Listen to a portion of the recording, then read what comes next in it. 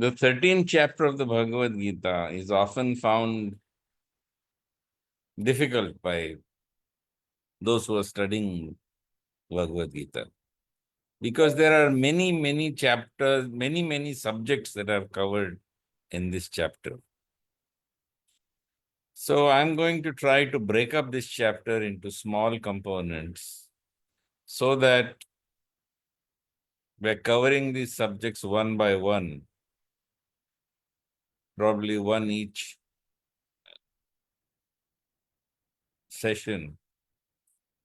You will get a clearer understanding of what chapter 13 is about. Chapter 13 is unique, and it's unique because this is one chapter where you can actually see and understand that the backbone, the spine, the essential content of Jnana in the Bhagavad-Gita is really Sankhya philosophy. I've earlier explained to you that the Bhagavad-Gita consists of the 6 Ashtikya darshanas of the Vedas. And these 6 Ashtikya darshanas of the Vedas are integrated, synthesized, syncretized around the main philosophy, which is the Narayaniya philosophy of the Mahabharata, which is the worship of Krishna. So the Sankhya philosophy,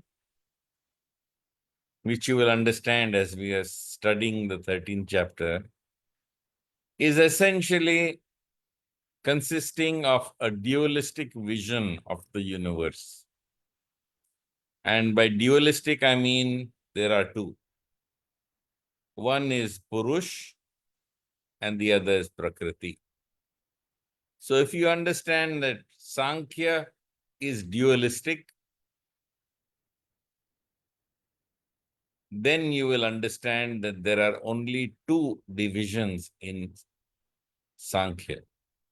One is Prakriti and the other is Purush. This is clarified right from the 7th chapter of the Bhagavad-Gita. In chapter 4 of the Bhagavad-Gita, chapter 7 of the Bhagavad-Gita, the 4th verse in the 7th chapter, 7.4, it says, Bhumi apo nalo vayur kam mano buddhirevacha ahankara itya me bhinna prakriti ashtada.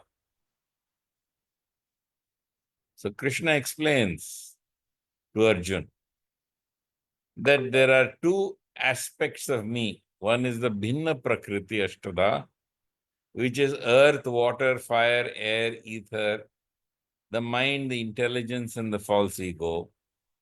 These are my 8 separated inferior energy, disconnected energy. Then he says, Aparayam itastvanyam prakritim vidhi me param jiva bhutam mahabhao yayedam dharyate jagat. That was Prakriti, the Bhinna Prakriti. Now you have another aspect of his Prakriti, which in Sankhya is known as Purush. The Lord is the Supreme Purush. And in this Supreme Purush is part of Krishna's superior energy. So there is Prakriti and there is Purush. In chapter 14, which we shall eventually discuss, verse number 3 and 4, Krishna explains in 14, 3 and 4, Mama yonir mahad brahma tasmin garbham dadamyaham sambhavah sarvabhutanam tato bhavati bharata. Sarva yonishu kaunteya murtaya sambhavantiya Tasham Brahma Mahadyonir Aham Bija Pradapitah. If you do not understand that Sankhya is an integral part of Bhagavad Gita, you will never understand this verse. And Krishna clearly states here that the total material substance, Prakriti, is the womb. I impregnate it. So Prakriti is impregnated by Purush. And thus all living beings are born with an outer envelope of Prakriti, which is Bhumi, Apo, Nalo, Vayur, Kham, Mano, Buddhirevacha, Ahankara, Itya, Me. This is the outer envelope of Prakriti. And it is impregnated, therefore, at its core, it has the individual Purush, who is infinitesimal. He is an infinitesimal Purush, and this infinitesimal Purush is struggling with this Prakriti. Mamai Vansho Jiva Loke Jiva Bhuta Sanatana Manashastendriyani Prakriti Sthani Karshati. So he is struggling with Prakriti. So you have Prakriti and you have Purush. Purush impregnates Prakriti, and then we get a composite as a result of that impregnation, and all creatures come forth with an outer Prakriti and the core, which is Purush. This is the important part of Sankhya philosophy. Therefore, the individual souls are but infinitesimal parts of Bhagavan, who comes in the form of the Supreme Purush and then impregnates Prakriti.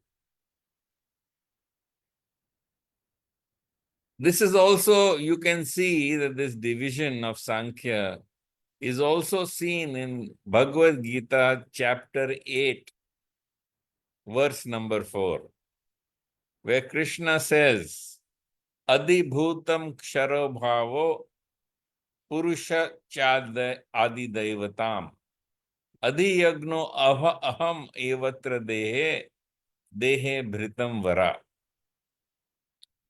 O best of embodied souls, this physical manifestation that is constantly changing is called Adibhuta. Prakriti is always changing, but it is Jada. And the Purush, who is the universal form of God, which presides over the celestial gods in this creation, is called Adidaiva. And the same Lord who lives in the hearts of every living being is called Adi Yagna, or the Lord of sacrifices. Last time I explained to you that the Jivatma is accompanied by the Paramatma, like the two birds within the tree.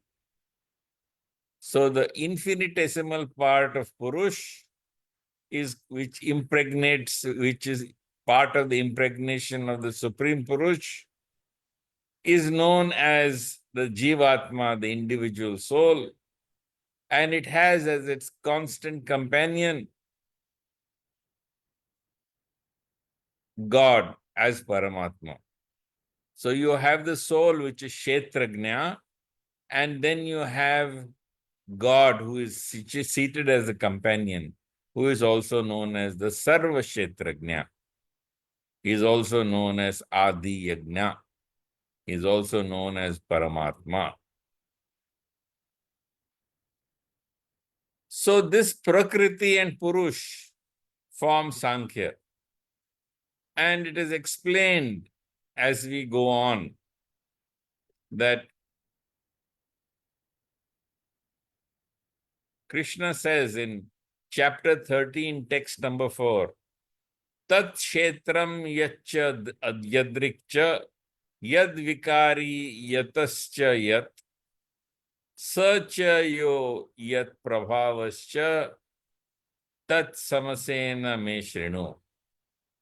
Now Krishna says to Arjun, please hear my brief description of the Kshetra. He is talking to Arjun, who is the Kshetrajna, and he is telling Arjun Please understand what is the kshetra. So you have the Sarva Kshetrajna in the form or in the original origin as Lord Krishna, and he is speaking to Arjun, who is none other than the Kshetrajna.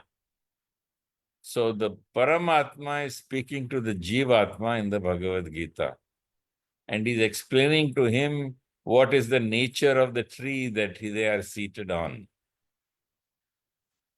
And thus he goes on to say in the next verse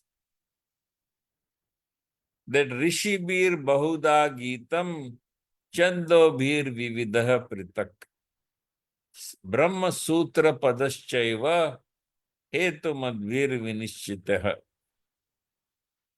That knowledge of the Kshetram, the field of activities, and that knowledge of the activities is described by various sages in various Vedic writings, especially in the Brahma Sutra. And it is presented with all reasoning as to the cause and the effect.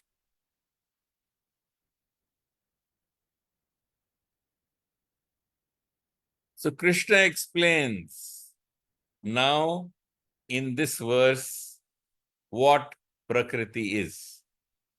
Because the Kshetra is nothing but Prakriti, whereas the Kshetrajna is the Jivatma. So this is the triad that exists. Purush,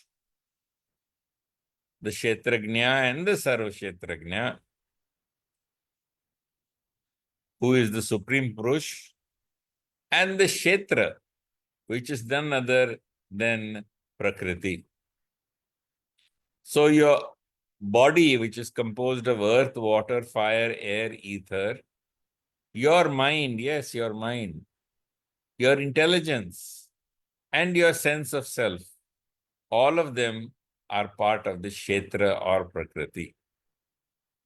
And in chapter 13, verse 6, Krishna explains that Mahabhutanya ahankaro buddhir avyaktam evacha indriyani dashaikam cha panchachendriya gocharaha.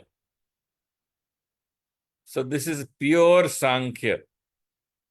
So in Sankhya, Prakriti exists, Purush exists. What is Prakriti composed of? Prakriti in its original state is known as the Pradhana. It is also known as the Avyakta. This is in its original form, the totality of Prakriti.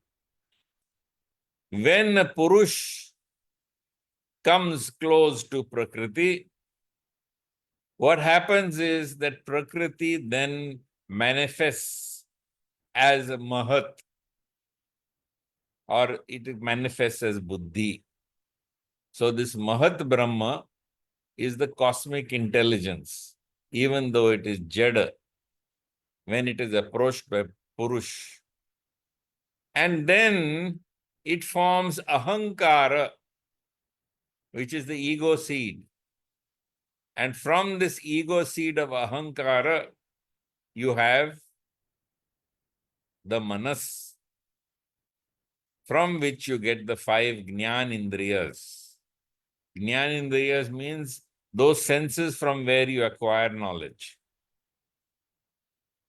And they are hearing, touching, seeing, tasting, and smell. Shrotra Twak Chakshu Jiva Grana.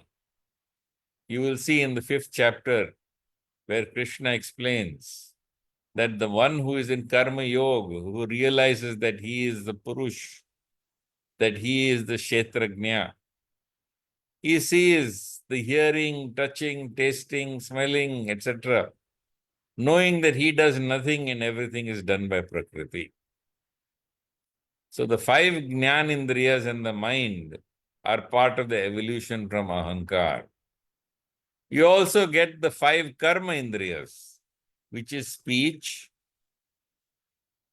the upper limbs which grasp, the lower limbs which bring about locomotion, the organs of excretion and the organs of reproduction, which is Vak, Pani, Pad, Payu, Upastha. This comes from Rajas. Just like from Jnanindriyas, they are largely composed of Sattva. Rajas brings about the Karmindriyas and all activity. Tamas brings about the 5 tan matras. Shabda, Sparsha, Rupa, Rasa, Gandha, which is sound, touch, form, taste, and smell. And the Panch Mahabhutas, which is Bhumi, Apo, Nalo, Vayur, Kham. These are the 5 Mahabhutas. So this Krishna explains in this one verse that you have Purush and you have Prakriti. Prakriti, when it approaches Purush, the avyakta part of Prakriti becomes Mahabhut, Mahat. It becomes Mahat. It becomes also known as the cosmic intelligence. And this cosmic intelligence, which is known as Mahat or Buddhi, then works out to form the Ahankar, the ego seed. And the 3 gunas, Sattva, Rajas, and Tamas act. From Sattva Guna comes the mind and the 5 organs from where we receive knowledge, Jnanindriyas. Rajas also enters into the 5 Karmindriyas. Tamas, which is full of inertia and what is required for the gross elements, you get both the Tan Matras and the 5 Mahabhutas. So totally you have 24 tattvas. But the Purush forms the 25th because he is encased by all the 24.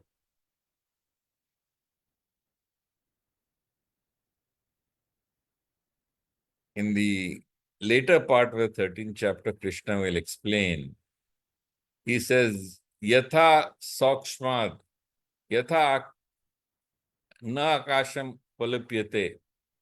He says, Yatha Sarvagatam Sakshmad Akasham Na Palapyate, Sarvatra Avastito Dehe Tathatma Na Palipyate. That he explains that the individual soul lives within the gross body of Prakriti, but it does not mix with it. Just like the space contains air and the rest of the universe, but it does not mix with it.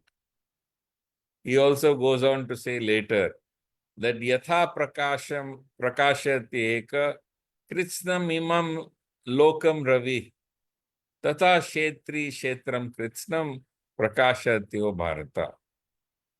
That this Purush, this Kshetrajna, where it is seated within the Prakriti, it illuminates the entire body with consciousness. Because Prakriti is Jada and Purush is that which gives the consciousness. And along with Prakriti, you get Ichha, Dvesha, Sukham, Dukham, Sanghatas, Chetana, Dhriti.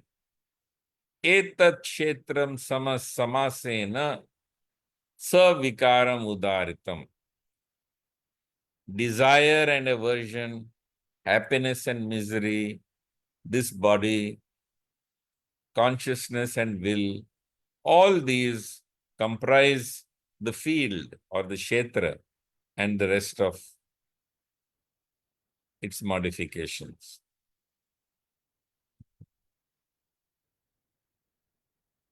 So with this, we conclude everything that we want to talk about Purush and Prakriti. So Purush is consciousness. It is manifesting the Lord, because this Purush becomes the seed-giving father. He says, Sarva yonishu kaunteya murtaya sambhavantiya tasham brahma mahadyonir aham bija pradapitah.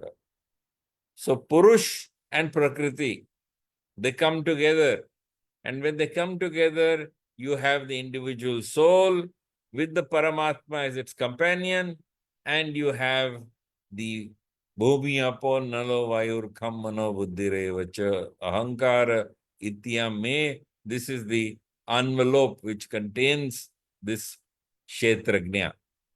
The Kshetra is the Prakriti, the Kshetrajna is the individual soul, and the Paramatma is indeed the Adi Yagnaha.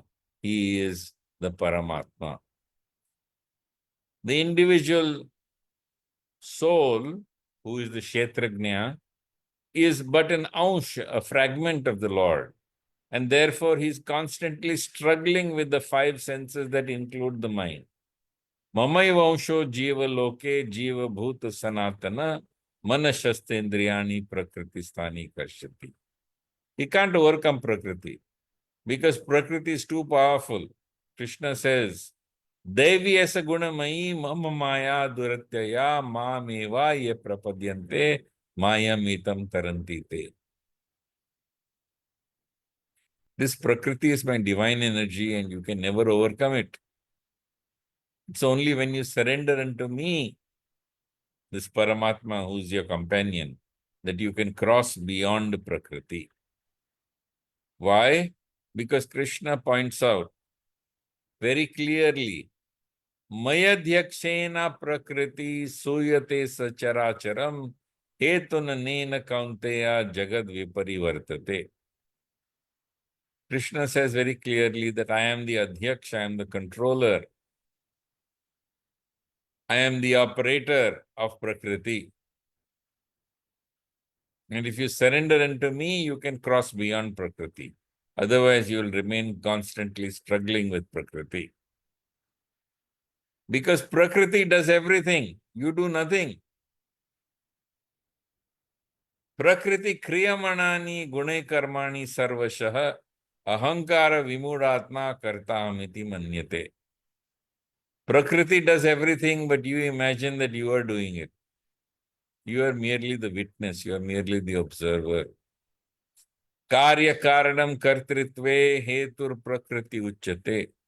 Purusha sukha dukhanam bhoktritva hetur uchyate.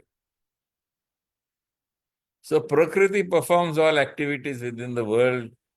You, even though you are the observer, you imagine that you are doing those activities, and thus you enjoy or you suffer.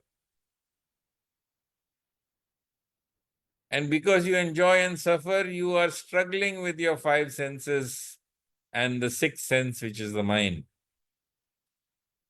And you can't overcome Prakriti.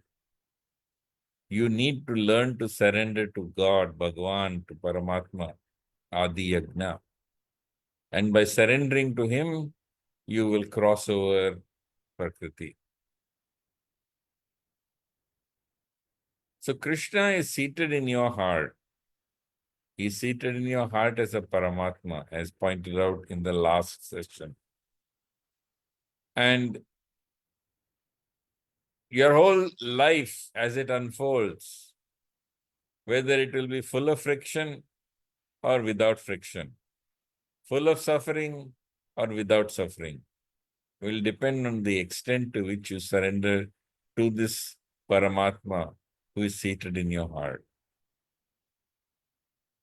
Ishvara sarva bhutanam hridedesha arjuna tistati brahmyan sarva bhutani yantrarudani maya. I am seated in everyone's heart, and from me come knowledge, remembrance, and forgetfulness, he has said earlier.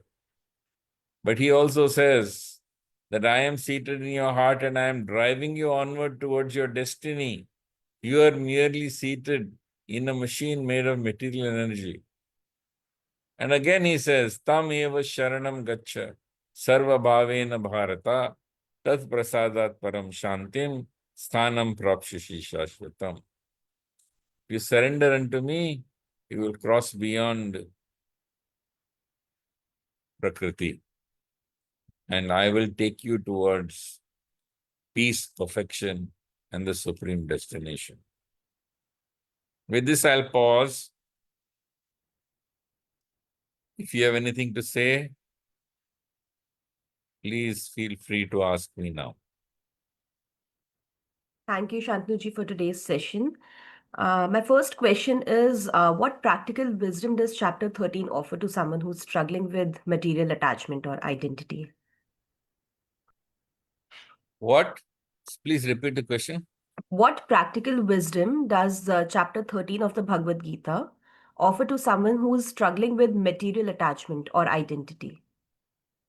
All suffering is the result of material identification. Everything is being performed by Prakriti under the guidance of Bhagavan. But you cannot understand this. And when you don't understand this, whatever happens in your life, you enjoy and you suffer. But when you understand that you are a nimit matra, you are merely an observer, you are merely the sakshi, and your only job is to align yourself with what God wants you to do. Because God is going to do it anyway through Prakriti. You will stop struggling. And when you stop identifying with Prakriti, understanding that God is acting through Prakriti, you will find peace. And my next question is, if you could summarize the message of Prakriti in one line for today's generation, what would it be? Adi bhutam sharo bhavo. Material nature is always changing in 8.4. And what do you mean by it's always changing? If something in your life is changing, that is Prakriti. That in your life which never changes, that is Purush, that is Bhagavan. So don't be attached to things that change. They're all Prakriti. That's the job of Prakriti to change. Be attached to Bhagavan because your relationship with him will never change. He is permanent. Thank you so much for today's wonderful and enlightening session, Shantanuji. And to all our viewers, if you like this video too, then don't forget to share it with your loved ones. Also, stay tuned as we meet again on next Thursday at 8 a.m. for another session on the Bhagavad Gita. Hare Krishna. Hare Krishna, Hari Om, Jai Shri Krishna.